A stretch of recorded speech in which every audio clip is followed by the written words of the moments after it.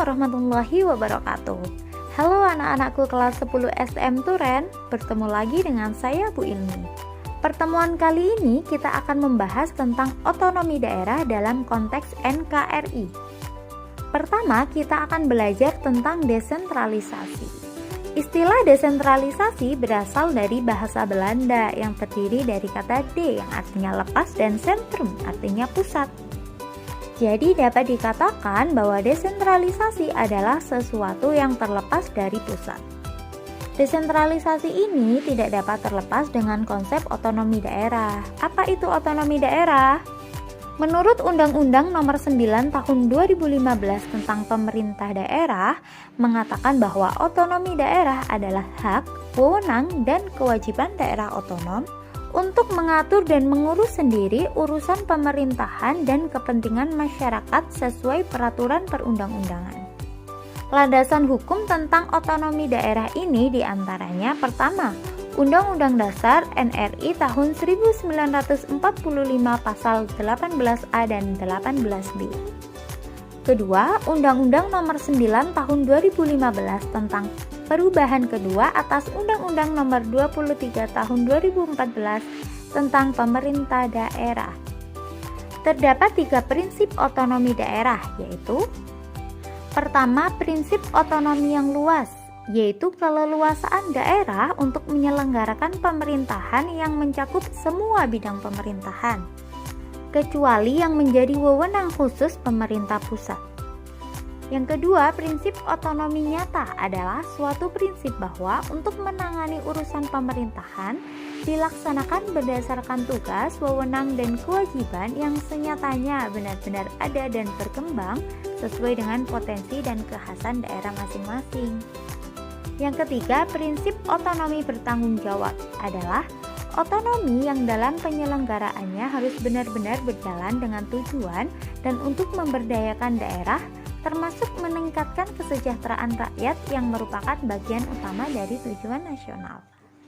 Jadi, otonomi daerah tidak dapat terlepas oleh adanya pemerintah pusat dan pemerintah daerah. Siapa itu pemerintah pusat?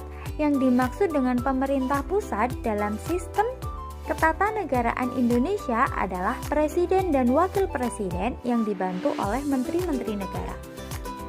Berdasarkan Undang-Undang Nomor 23 Tahun 2014 membagi urusan pemerintah menjadi 3, yaitu pertama, urusan pemerintah absolut, yakni urusan yang sepenuhnya menjadi kewenangan pemerintah pusat. Yang kedua, urusan pemerintah konkuren, yakni urusan pemerintah yang dibagi antara pemerintah pusat dan pemerintah daerah. Yang ketiga, urusan pemerintah umum, yaitu urusan pemerintah yang menjadi kewenangan presiden sebagai kepala pemerintahan. Terdapat 6 urusan absolut yang menjadi kewenangan khusus pemerintah pusat, diantaranya pertama, politik luar negeri. Misalnya, kewenangan untuk mengangkat pejabat diplomatik atau melakukan perjanjian dengan negara lain. Yang kedua, pertahanan, seperti mendirikan angkatan bersenjata dan menyatakan perang atau menyatakan damai. Yang ketiga, keamanan, misalnya membentuk kepolisian negara dan menindak setiap orang yang mengganggu keamanan negara. Keempat, justisi, seperti mendirikan lembaga peradilan, termasuk juga dalam pengangkatan hakim dan jaksa. Yang kelima, moneter dan fiskal, misalnya untuk mencetak uang, menentukan nilai mata uang, dan mengendalikan peredaran uang. Yang keenam, agama, misalnya dalam hal menetapkan hari libur keagamaan nasional dan memberikan pengakuan keberadaan suatu agama tertentu. Jadi, keenam hal tersebut adalah kewenangan pemerintah pusat yang tidak dapat dibagi kepada pemerintah daerah. Jika presiden sebagai pemerintah pusat, siapa pemerintah daerah? Pemerintah daerah adalah kepala daerah sebagai unsur penyelenggara pemerintahan daerah yang memimpin pelaksanaan urusan pemerintahan yang menjadi kewenangan daerah otonom.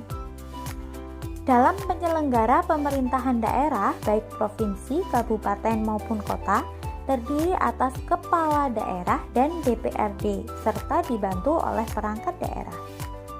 Jadi, kepala daerah di tingkat provinsi dipimpin oleh gubernur, daerah kabupaten disebut bupati, dan untuk daerah kota disebut wali kota. Sedangkan DPRD merupakan lembaga perwakilan rakyat daerah yang berkedudukan sebagai unsur penyelenggara pemerintah daerah. DPRD terdapat di wilayah kabupaten atau kota dan provinsi. Bagaimana sejauh ini?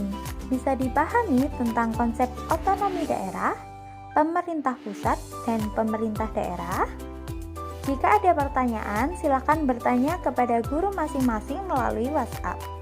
Terima kasih, semoga bermanfaat. Saya akhiri, wassalamualaikum warahmatullahi wabarakatuh.